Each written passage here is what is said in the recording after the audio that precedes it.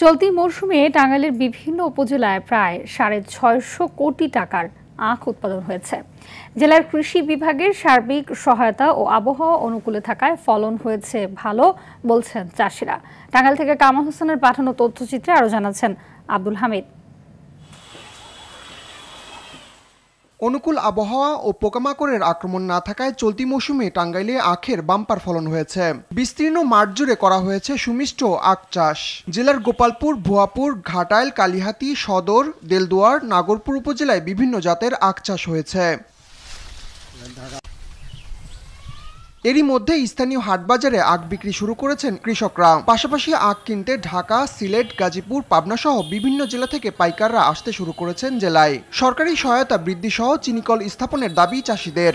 25, 26, 30, 20 কুড়ালে দাম। ঢাকা যায়, চান্দুরা যায়, পাবনা যায়, সিলেট যায়।